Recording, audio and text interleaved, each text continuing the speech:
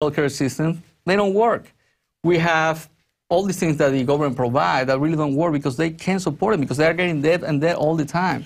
Well, I mean, more than that, it doesn't reward producers. And that's why, in fact, I said I'd play the clip. Do we have the clip of Obama? I want you to watch this because, right. I mean, I know Chavez has that weekly TV show on Sunday nights or whatever. Right. I mean, and I've seen the transcripts because I don't speak Spanish well. But I mean, it sounds like Lenin, Stalin, you know, Mao. And then I hear Obama literally saying word for word what Chavez is saying. So I'm gonna play this and tell me if you've heard this from Chavez. Here it is. If you've been successful, you didn't get there on your own. I'm always struck by people who think, well, it must be because I was just so smart. There are a lot of smart people out there. It must be because I worked harder than everybody else. Let me tell you something. There are a whole bunch of hard-working people out there. If you were successful, somebody along the line gave you some help. There was a great teacher somewhere in your life. Somebody helped to create this unbelievable American system that we had that allowed you to thrive. Somebody invested in roads and bridges. If you got a business, you didn't build that. Somebody else made that happen. The internet didn't get invented on its own. Government research created the internet, so then all the companies could make money off the internet. So, Max Cabrera, what do you say to that? Well, first of all, Obama does have the right to say that to the people. I mean, I believe people can accomplish things on their own because of their hard work and dedication. And nobody should say that about your goals, the things that you have accomplished in your life. And well, my horror is that's the standard thing that collectivists and statists say before they really take over.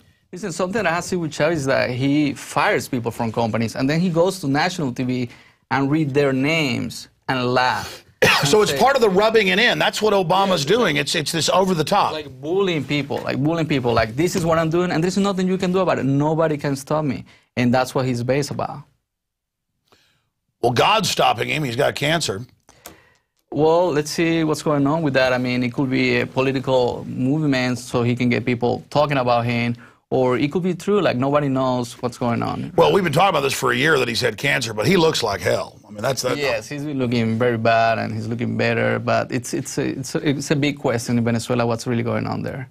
Well, again, I don't even wish any harm on Hugo Chavez because he's not lining people up, at least in public, shooting them as bad. Others, some persecution. Mainly, it's just they just take your house, they take your property, they take your business, they come in and then put their people in, and then they don't know how to do it, and then it all falls apart. It's just crazy.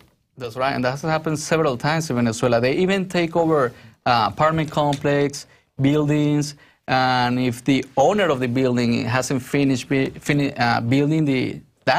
the apartment complex, then people can take over that, and they just become the owners, and the government supports that.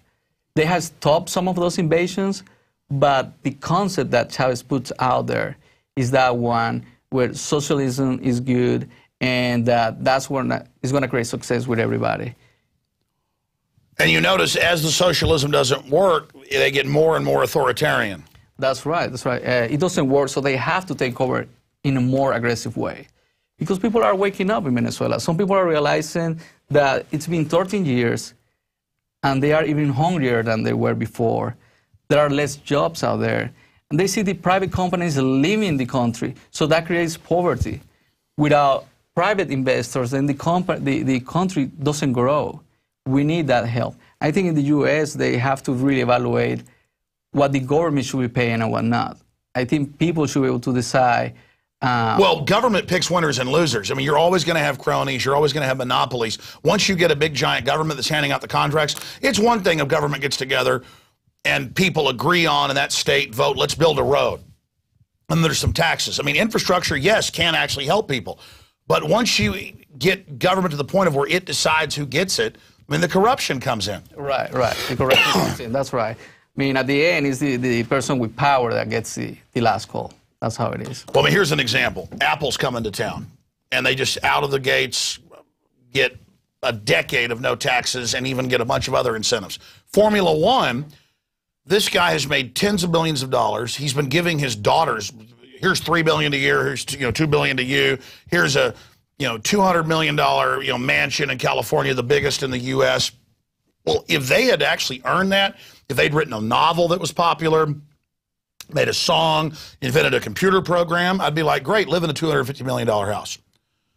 The thing is, all over Europe and all over the United States and all over the Middle East, Formula One that guy owns, people can pull this up, gets government to pay to build the track and give them tax exemption.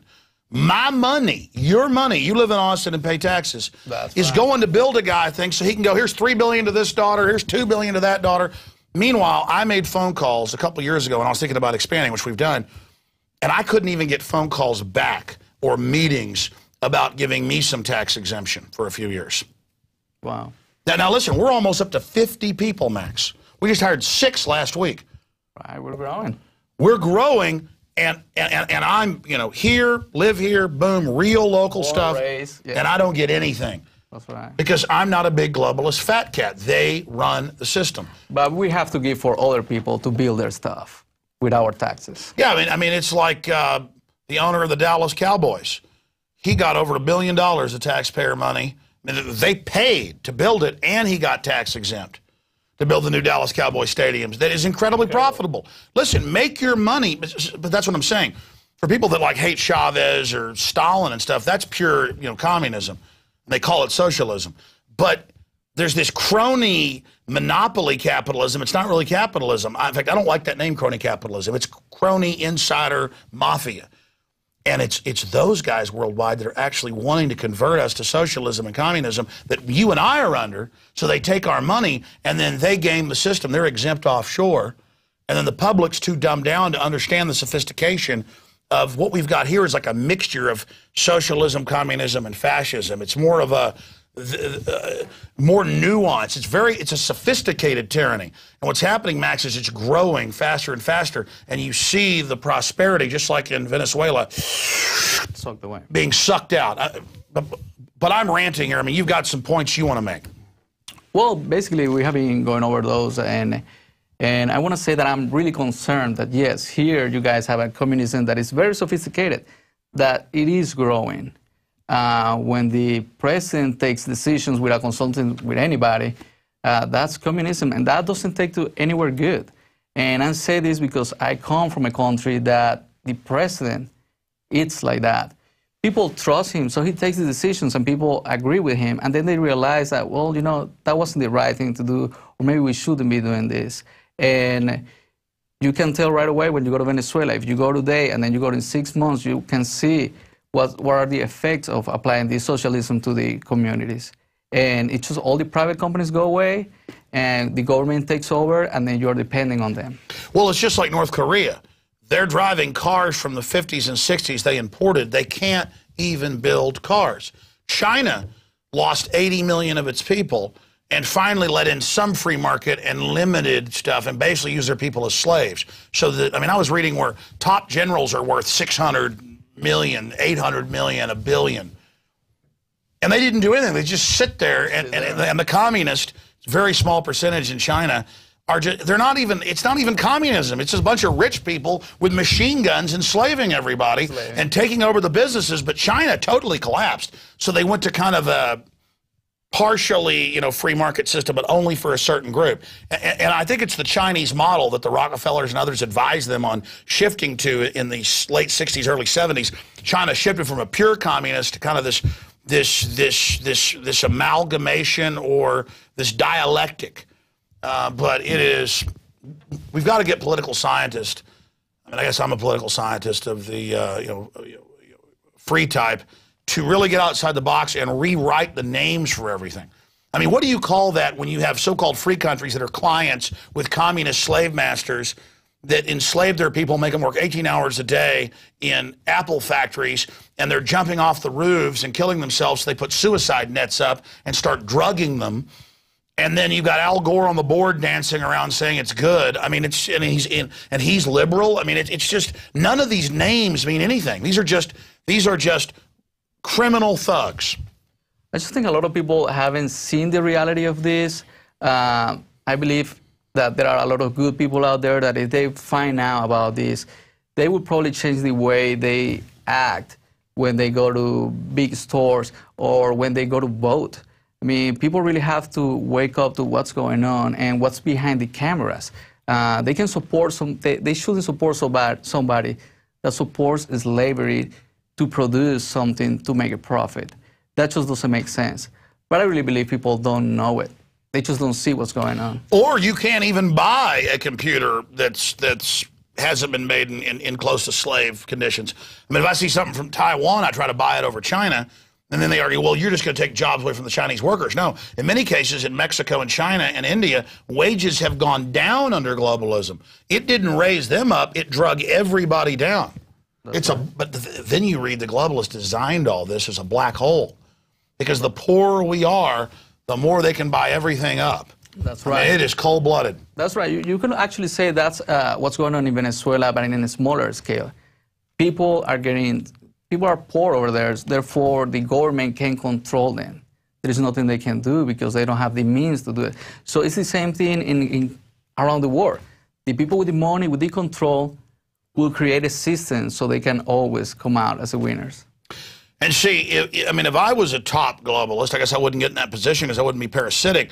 I would try to reverse it to empower humanity so great that we could just break out and do incredible things. But again, they're so envious and jealous of human potential, they'd rather shutter everything just so they can control it. Nobody can be better than them. That's what's going on. Nobody can be better than them. If you don't want to empower people because you don't want to compete with them, you just want to have them under control. Competition is something that gets people But see, worried. I felt so good this week when Mike Adams came in and did 2 days of the show, and at many levels did a better job than I would do. And then I called Rob Dew up and I said, take this call where he talked to a guy about military gun confiscation and killing Americans. And I said, come in, cover the Unidir documents, cover all this, and then go into that and then put it up. And it went viral. And I could sit back and watch that and say they did a really great job. They executed it, and it wasn't me up there doing it. Right. And I guess for them, they don't. Though I'm malfunctioning because for those that are survival of the fittest, they'd rather dumb everybody down so they could be the fittest in a kingdom of enslaved, dumbed down people, and that is just incredibly wicked. I mean, for me, that's the ultimate sin. And I'm concerned because I see a lot of people following dumb shows on TV, really avoiding the real problems. Today I was listening to a show, I was on the road, and the guy started talking about, like, people really don't focus in the real problems. And then he started talking about some random things in Hollywood. So even some people that they think they are covering the real facts, they're just giving away a bunch of things that we don't need to know. We don't want to know about how some families living or how they spend their money. We need to know about what's going on in our country, what creates us, how we're going to survive, how our kids are going to survive here. Well, that's it. I mean, we haven't progressed past the Roman system of building a gladiatorial event, killing people, and you're cheering for somebody getting killed, your neighbor, one week. The next week it's you, but you don't care because you've been brought into the spectacle. We're following an ancient system. They say, get away from the Bill of Rights and Constitution. It's old. No, it's the most revolutionary thing to ever come. That's why they attack it. It's only 200 and something years old. What we're following is pre-Dark Ages. It was what the Romans